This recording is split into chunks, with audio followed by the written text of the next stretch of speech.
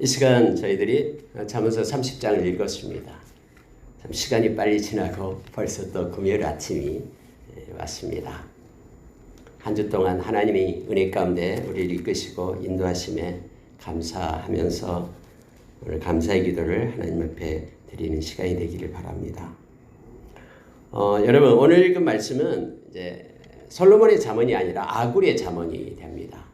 아굴이 누구인지 또 어떤 사람인지 이 내적인 증거는 여기에 나와 있는 1절과 2절밖에 없습니다.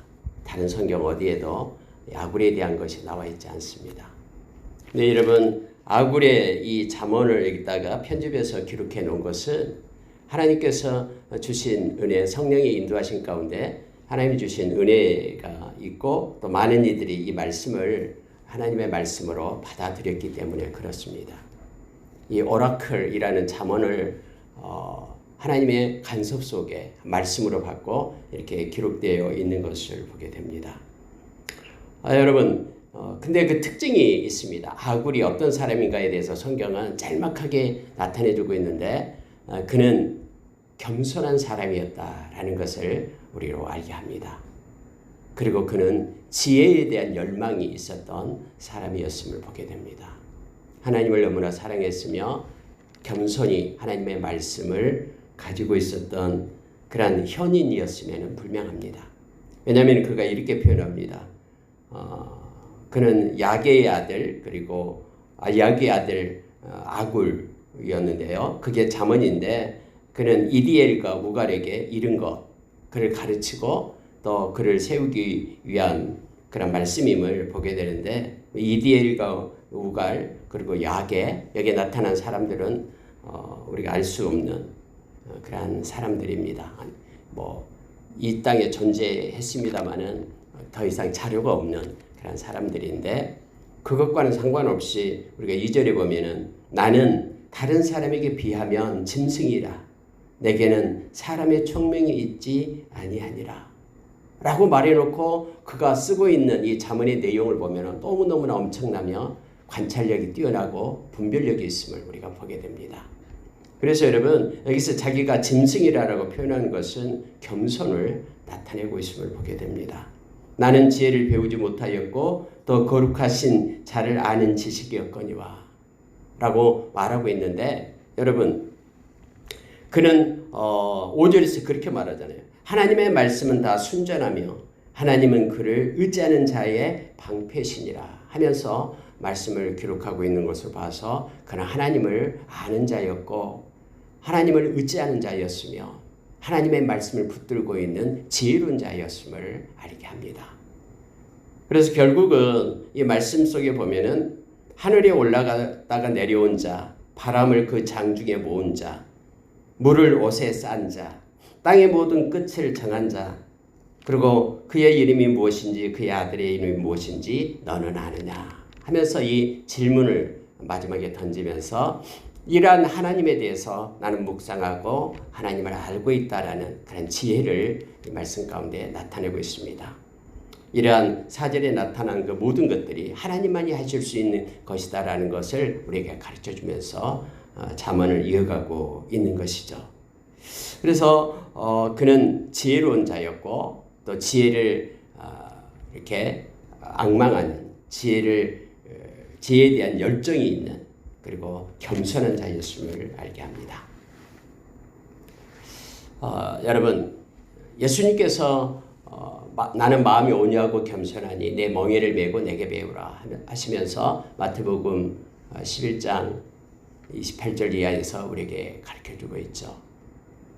또 내 멍에는 쉽고 가볍다라고 말씀하시면서 우리가 그 멍에를 맬 때만 우리는 쉼을 얻게 된다라고 말합니다. 마음이 온유하고 겸손한 우리 주님을 배우라라고 우리에게 가르쳐주고 있죠. 그래야지 너희가 쉼을 얻는다라고 말합니다. 겸손한 자만이 우리 주님의 멍에를 메고 함께 동행할 수가 있습니다. 미가서 6장 8절처럼 겸손하여 하나님과 동행하는 자를 하나님은 기뻐하시고 원하신다라고 우리에게 가르쳐주고 있죠.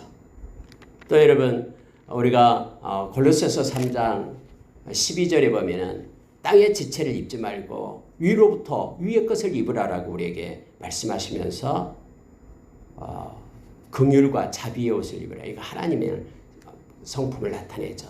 겸손과 온유의 옷을 입으라. 우리 주님의 성품을 나타냅니다. 그리고 오래 참음의 옷을 입으라 하면서 우리로 하여금 성령님이 활동함으로 인하여 성령의 열매인 오래 참음을 가지고 살 것을, 이것이 위로부터 입혀지는 옷이다라고 우리에게 말합니다.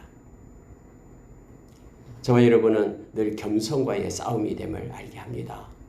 빌립보서 2장 5절에서 우리 주님께서 이 겸손의 모습을 우리에게 가르쳐 주잖아요. 하나님과 본체이지만은 하늘의 보좌를 부리고 이 땅에 오셔서 종의 모양을 가졌다. 사람의 형체를 입어 종의 모양을 가지고 그리고 죽기까지 복종하셨다라고 우리에게 가르쳐 주죠. 이게 곧 겸손임을 우리에게 말하면서 주님을 따르는 이들도 주님을 닮아가고 겸손함으로 살아갈 것을 말합니다. 요한복음 8장 31절 32절에서 우리가 참 쉼을 얻고 자유를 누릴 수 있는 것은 주님의 제자로서 주님의 말씀을 붙들고 말씀에 거하는 자가 그렇다라고 말합니다. 결국 말씀을 가진 자가 하나님을 경외하게 되고 하나님을 경외하는 자가 겸손해진 자가 되며 오늘 이 아굴처럼 겸손함으로 하나님을 알고 의지하고 나아가는 자가 되고 그 겸손함으로 하나님과 함께하는 자가 결국 자유를 누리고 그리고 쉼을 얻음을 우리가 말씀을 통해서 조명해 볼 수가 있습니다. 특히 5절을 다시 보겠습니다. 하나님의 말씀은 다 순전하며 하나님은 그를 의지하는 자의 방패시니라. 하나님이 우리의 방패가 되신다라고, 의지하는 자에게. 여러분, 세상에 어떤 창이, 칼이 이 방패를 뚫고 쪼갤 수가 있겠습니까? 하나님이 방패로 우리를 막았으면 누가 우리를 해할 수가 있겠습니까? 그런데 하나님의 말씀은 다 순전하다라고 우리에게 가르칩니다. 하나님의 말씀은 순전합니다. 그래서 하나님의 말씀을 믿고 의지하는 것이 믿음이고요. 또 하나님의 말씀을 붙잡고 하나님을 의지하는 자가 하나님의 보호하심을 받는다라고 성경은 말합니다. 이 땅에서 우리가 악한 자를 공격할 수 있는 것은 말씀밖에 없죠. 그래서 우리가 에베소서 6장 17절에서 이 하나님의 말씀이 곧 성령의 검이다라고 우리에게 말해주고 있습니다. 여러분, 말씀을 가진 자는 이 땅에서 하나님을 의지할 수 있고 경외할 수 있을 뿐만 아니라 하나님의 사람으로 온전케 되고 매일매일 그 말씀이 우리를 거듭나게 함을 베드로 사도는 베드로전서 1장 23절에서 우리에게 가르치면서 말씀의 사람이 될 것을 요청합니다. 말씀을 가지면 겸손해지고 말씀을 가지면 믿음의 용기를 얻게 되고 우리가 전신갑주를 입으라라고 에베소서 6장 11절 이하에서 나오는데요. 다 여러분 깊게 묵상하면 이게 다 말씀입니다. 진리의 띠, 말씀의 진리. 믿음의 방패, 믿음은 말씀에서 나죠. 평안의 신, 이 복음의 신이라고 말하죠. 평안의 복음, 말씀입니다. 구원의 투구, 우리가 구원받은 그 근거가 어디 있습니까? 우리의 감정이 있습니까? 내가 구원받은 것 같은 느낌이 있어서 그랬습니까? 아니잖아요. 말씀에 근거하잖아요. 그리고 이 성령의 검도 말씀과 성령의 검 이렇게 말하고 있죠. 그래서 여러분 우리가 말씀으로 인하여 우리가 순전한 그리고 너무너무나 깨끗하고 너무너무나 존귀한 무어한 그런 말씀 때문에 저와 여러분이 하나님을 의지하고 또 동력을 얻고 또 살아있는 말씀이 우리를 온전케 하며 세상에서 선을 향할 수 있는 능력을 우리가 얻게 됨을 알게 합니다. 저와 여러분이 하나님을 의지하는 자가 되기를 원합니다. 전적으로 신뢰하고 맡기고 말씀을 붙잡고 나가는 자가 되기를 원합니다. 하나님을 의지하면 안전합니다. 그런데 여러분 6절에서 이렇게 말하고 있어요. 너는 그의 말씀에 더하지 말라. 그가 너를 책망하시겠고 너는 거짓말하는 자가 될까 두려우니라. 여러분 개혁이라는 거, 리폼드라는 것이 뭔가를 갖다 새롭게 하는 것이 아니잖아요. 여기에 말씀에 더해진 것들을 털어내는 것이 개혁이죠.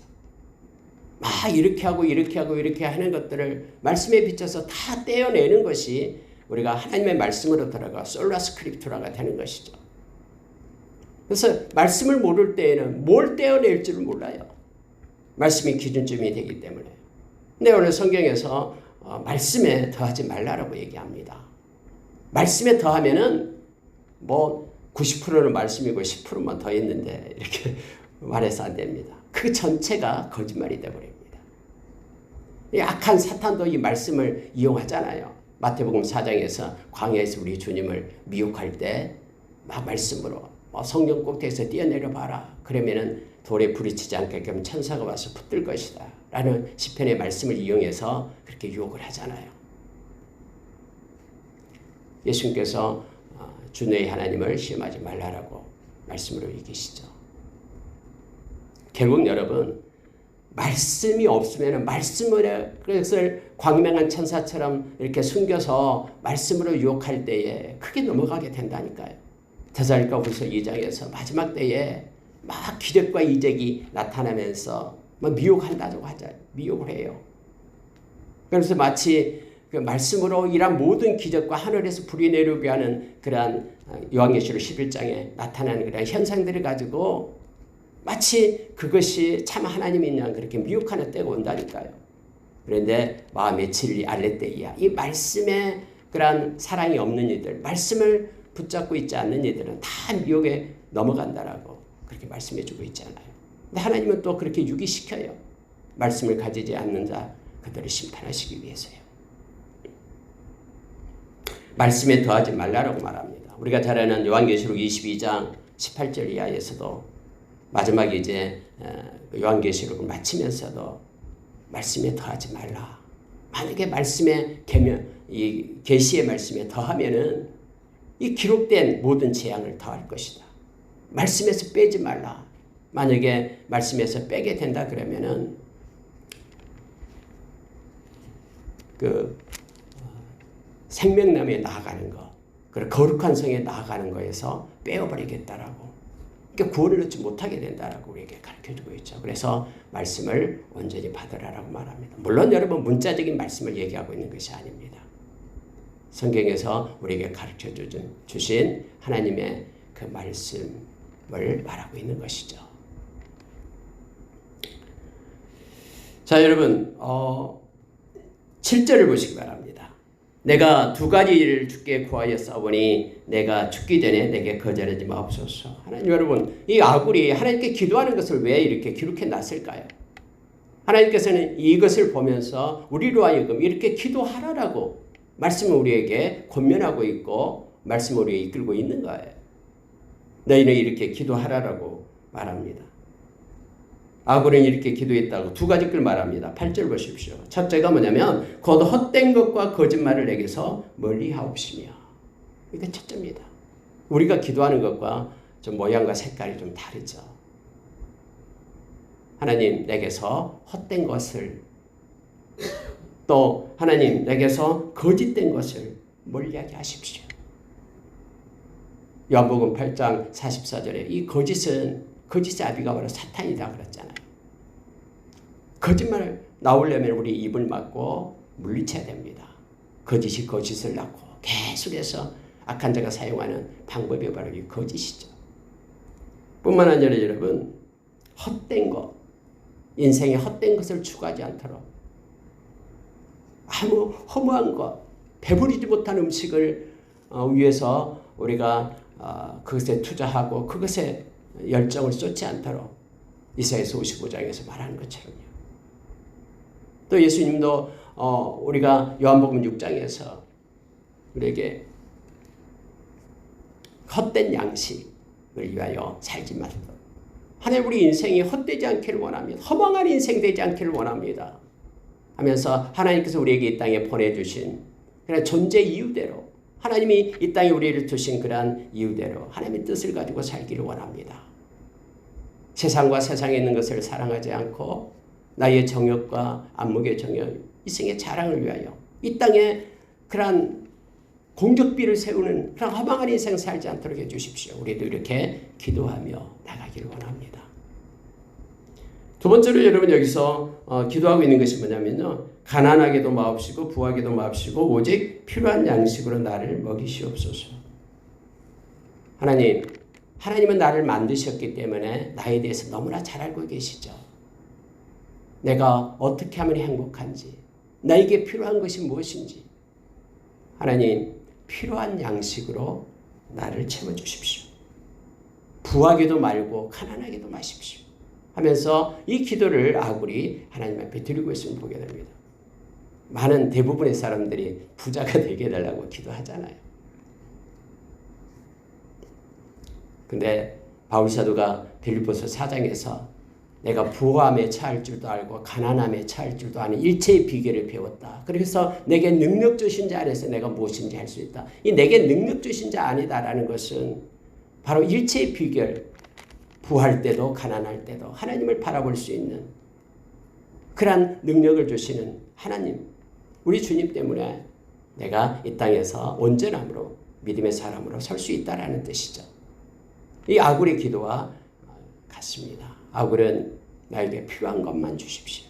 부하게도 마시고 가난하게도 마시고 나에게 너무나 부가 많아가지고 행여나 그 부요함 때문에 그 물질 때문에 하나님을 잊어버릴까 봐 두렵습니다. 내가 너무나 가난해서 나의 모습 때문에 하나님께 영광을 돌리지 못할까 봐 하나님 믿는 사람이 저렇다라고 그럴까 봐 두렵습니다. 그러니 하나님 필요한 것으로만 채워주십시오라고 기도하고 있습니다. 이렇게 기도한 자는 하나님이 주신 것에 대해서 감사로 하나님께 화답하겠죠. 어떤 상태로 나에게 주어지든 하나님이 내게 필요해서 이걸 나에게 공급했다라고 기도한 자만이 그걸 얻을 수 있겠죠. 그래서 어떤 상황에서도 하나님께 감사함으로 나갈 수 있는 힘을 얻게 됩니다. 그러나 부요함만을 위하여 기도한 사람은 자기 상황에 부요함이 없을 때는 원망하고 불평하고 하나님 왜 그러십니까? 라고 나가겠죠. 아굴의 기도가 우리의 기도가 되기를 원합니다. 히브리서 13장 5절에서 우리로 하여금 돈을 사랑하지 말라 하면서 우리에게 말씀하신 것은 내가 너희와 함께한다. 내가 너희를 버리지 않고 떠나지 않는다. 내가 너희의 필요를 채우고 함께 하신다라고 우리에게 약속해 주고 있잖아요. 예수님께서도 마태복음 6장 우리가 33절 이하에서 너희는 먼저 그의 나라와 의를 구하라. 그러면 이방인들이 원하고 바라고 구하는 것들, 그런 것들은 저절로 하나님의 필요를 채워주신다라고 우리에게 약속합니다. 하나님께 맡기고 의지하면서 우리가 아굴의 기도를 기억하며 우리도 하나님 앞에 이렇게 서기를 원합니다. 이미 여러분 말씀으로 약속하셨어요. 디모데전서 6장 5절 이하에서 이미 우리가 이 땅에 오면서 아무것도 가지고 오지 않았고요. 떠날 때도 아무것도 가지고 가지 않는데 이 땅에 있는 동안 우리 주님께서 우리에게 필요를 채우신다라고. 그래서 주님이 주신 것에 우리가 자족하는 마음을 가지고 살고 감사함으로 나가는 자가 될 것을 성경은 요청합니다. 바울 사도가 에베소 교회를 위하여 기도하는 장면들이 우리가 자주 나오잖아요. 에베소 3장에도 나오고 1장에도 나오고 그러니까 1장 17절에는 하나님 저들에게 지혜와 계시의 영을 주십시오. 이 기도를 하죠. 그래서 하나님을 더 잘 알게 하여 주십시오. 하나님 마음의 눈을 뜨게 해 주십시오. 그래서 부르심의 소망을 알게 하여 주십시오. 하나님 저들을 위하여 예비된 그러한 기업의 풍성함을 저들이 보게 하여 주십시오.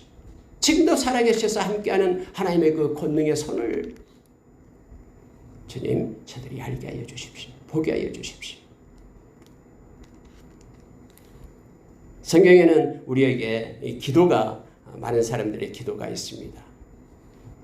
그 기도를 기록해 놓은 것은 우리로 하여금 그 기도를 본받아 그러한 기도의 자리에 설 것을 요청하고 있음을 우리가 기억하기를 원합니다. 오늘 이 아굴의 기도도 우리가 기억하며 하나님 앞에 나가기를 원합니다. 여러분 10절에 보니까 너는 종을 그의 상전에게 비방하지 말라. 그가 너를 저주하겠고 너는 죄책을 당할까 두려우니라. 이렇게 이제 고자질하는 사람들이 많이 있잖아요.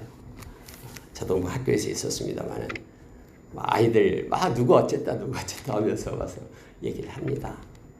그러한 허물이 보일 때는 우리가 하나님 앞에 기도하기를 원합니다. 사랑하고 허물을 덮고 그리고 긍휼을 베풀어 달라고 기도하지 막 소리를 내어서 이렇게 그들을 비난하거나 정죄하거나 판단하지 말기를 원합니다. 특히 로마서 14장에서는 예수님께서 그렇게 말해요. 너가 누구의 종을 지금 비난하고 있느냐? 그의 종은 내 종이다 하면서 그것은 내가 알아서 한다 하면서 하나님께서 말하죠. 마지막 심판대에 서게 될 때 다 네 입이 너의 모든 걸 직구하게 되리라 라고 말하면서 형제를 갖다 정죄하고 판단하지 말 것을 우리에게 요청해 주고 있습니다. 자, 여러분 11절에 이하에 가면은 이제 몇 가지를 궁극적으로 쓰고 있습니다. 자, 11절부터 14절까지요. 네 가지를 말하고 있는데요. 아비를 저주하며 어미를 축복하지 아니하는 무리가 있다. 그러면서 17절에도 동일한 말씀을 하고 있죠. 아비를 조롱하며 어미 순종하기를 싫어하는 자의 눈은 골짜기에 까마귀에게 쪼이고 독수리 새끼에게 먹히리라. 무서운 말씀을 쓰고 있죠. 약속 있는 첫 계명이 부모를 공경하라. 이 땅에서 잘 될 것이다 라고 성경은 약속해 주고 있죠. 근데 마지막 때가 될수록 디모데후서 3장 1절 3절 보면은 부모를 공경하는 것이 없어져 버립니다. 여기 매스컴에서 많이 보잖아요.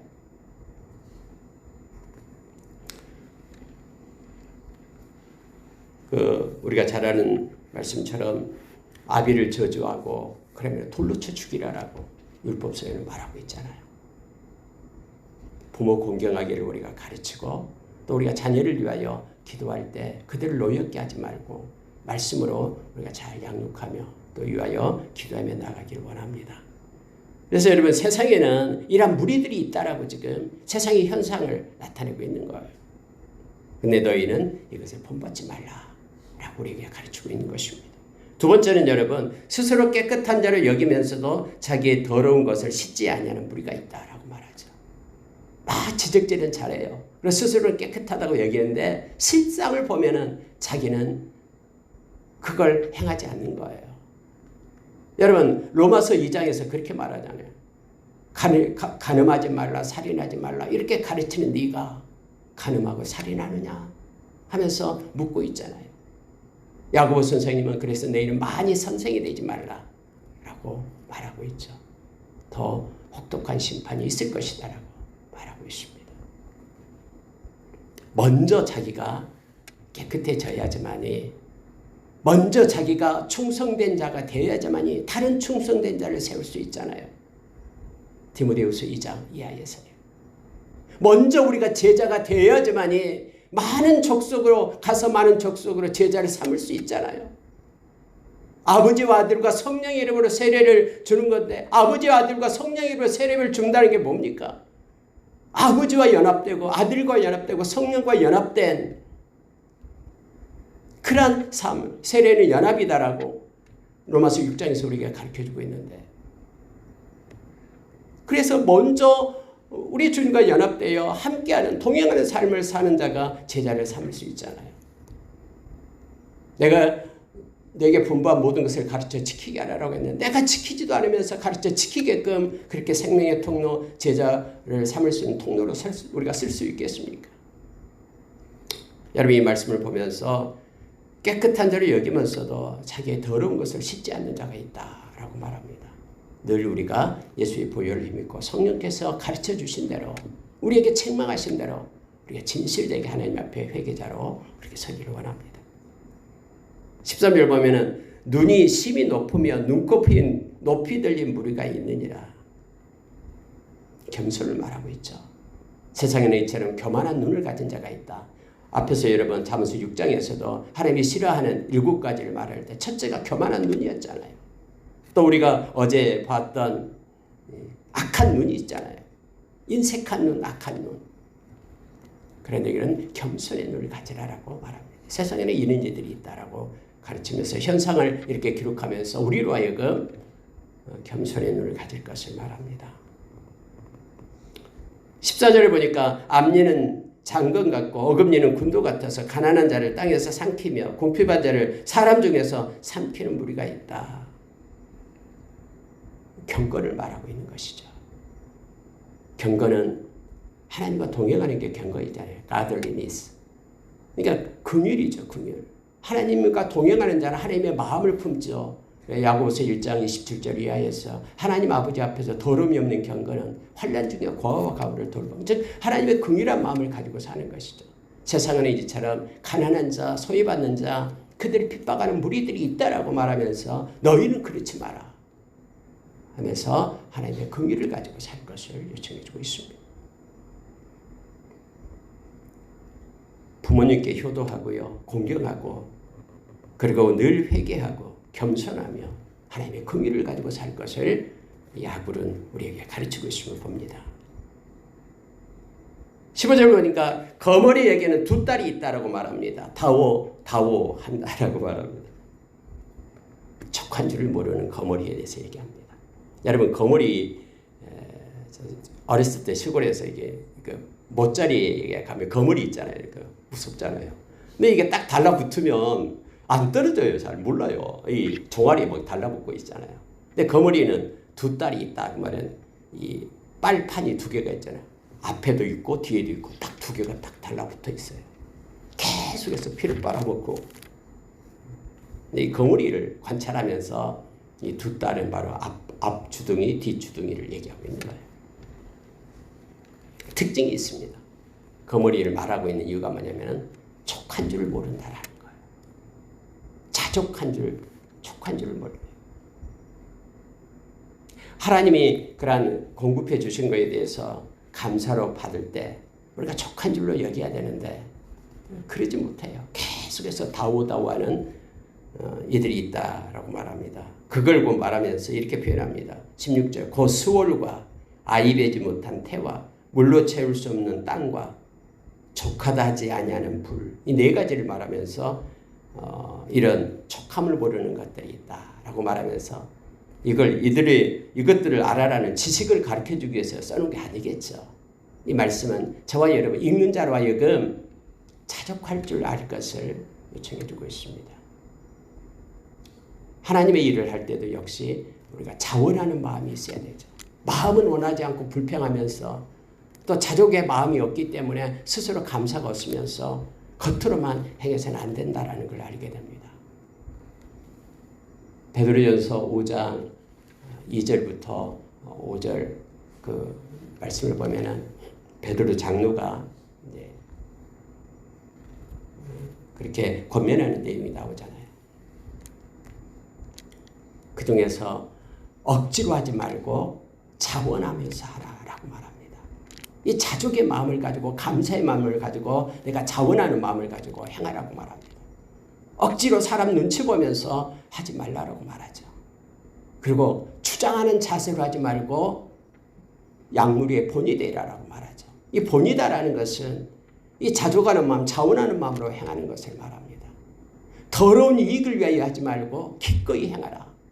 기쁨으로 자원하는 마음으로 그렇게 행하라고 말. 그러면 목자장 대신 우리 주님 만날 때에 시들지 않는 면류관을 얻게 될 것이다 라고 베드로 사도 우리에게 가르쳐주고 있죠. 오늘 하루도 하나님이 주신 것에 대해서 감사를 가지고 살면서 하나님께 영광 돌리는 우리가 되기를 원합니다. 여러분, 자취에 대한 내용이 나오는데요. 자, 18절 보십시오. 내가 심히 기이 여기고도 깨닫지 못하는 것이 서너시 있다. 공중에 날아가는 독수리의 자취, 반석 위에 기어가는 뱀의 자취, 바다를 지나가는 배의 자취, 남자와 여자와 함께한 자취, 음녀의 자취도 그녀하다 하면서 이 자취 뒤에 흔적을 얘기합니다. 흔적은 지나가 버리면 안 보인다라는 거예요. 근데 여러분, 이런 흔적은 안 보인다. 이것을 가르쳐준 지식이 아니잖아요. 세상은 이렇게 모르지만은 하나님은 다 알고 계신다라는 걸 가르쳐주고 있는 거예요. 이 땅에서 은밀하게 아무도 보지 않는다고 행했던 그 모든 것들 하나님은 다 알고 계시고 하나님 만날 때에 다 드러난다라는 것을 가르쳐주고 있는 거예요. 그러니 하나님의 말씀을 붙잡고 거울 앞에 서서 우리가 회개할 것을 말씀을 우리에게 가르쳐줍니다. 하나님이 알지 못하는 것이 있겠습니까? 우리가 했던 모든 말들, 은밀하게 했던 모든 말들, 밤에 숨어서 했던 그 모든 말들이 다 드러나게 될 것이다라고 우리 주님께서 우리에게 말씀해주고 있는데, 지붕에 올라가서 네가 은밀하게 했던 것을 다 외치게 될 거다라고 우리에게 가르쳐줘요. 아까 로마서 14장에서도 네 입이 다 고하게 될 것이다라고 말해주고 있습니다. 그러니 하나님 앞에서 예수님 보혈을 힘입고 우리가 회개할 것을 신약의 눈으로 이 말씀을 우리가 바라볼 수가 있겠습니다.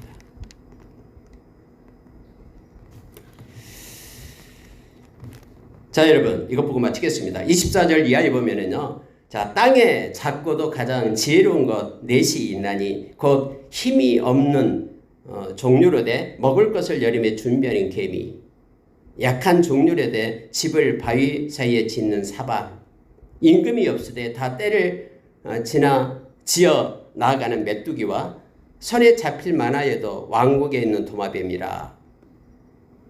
뭐 이렇게 하면서 그 밑에도요, 잘 걸으며 유풍 있게 다니는 그 사넛이 있다 하면서 이 사자에 대해서 말하고 사냥개, 순념소, 또 당할 수 없는 왕까지 해서 나타내주고 있는 걸 보게 되죠. 그러니까 사물을 바라보면서 이렇게 이런 사물들이 있다, 이 지식을 가져라라고 기록된 건 아니라는 걸 알고 있죠. 이걸 보면서 하나님이 주신 그런 지혜와 은혜를 깨닫게끔 하고 있음을 보게 됩니다. 여기서 가장 지혜로운 건데, 작고도 가장 지혜로운 건데 하면서 먼저 개미를 얘기합니다. 개미는 준비한다라는 거예요. 하나님께서 기회를 줄 때에 준비하는 자가 됨을 알게 합니다. 저와 여러분은 우리 주님 만날 준비를 해야 됩니다. 영원한 왕 대신, 만왕의 왕 대신 우리 주님을 우리는 우리 인생의 끝자락에서 만날 것입니다. 그리고 여기서 사반이 납니다. 바위 사이에다 짓는 사반. 이것은 연약하지만 바위를 가지고, 이게 지혜로운 자죠. 바위에다가 자기의 집을 짓는. 왜요? 이 보호하심, 안전함 때문에 그렇죠. 안전하게 살아야 됩니다.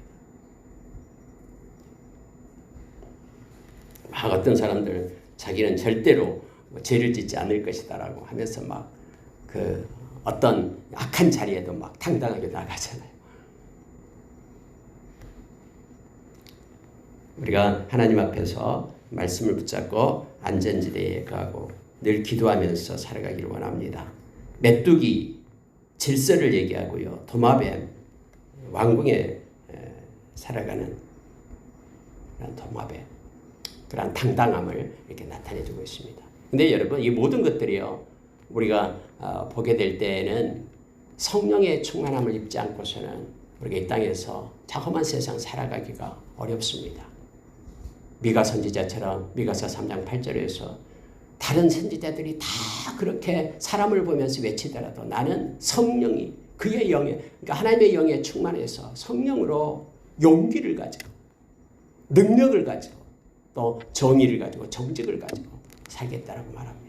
성령이 우리의 삶을, 우리를 진리 가운데로 인도하실 때에 우리가 하나님 앞에서 이렇게 예비하고 준비하고 또 용기를 가지고 기회를 가지고 질서대로 그렇게 하나님의 인도하심을 받고 하나님의 뜻 가운데 거할 수 있음을 우리가 기억하며 늘 성령 충만함을 구하며 나가기를 원합니다.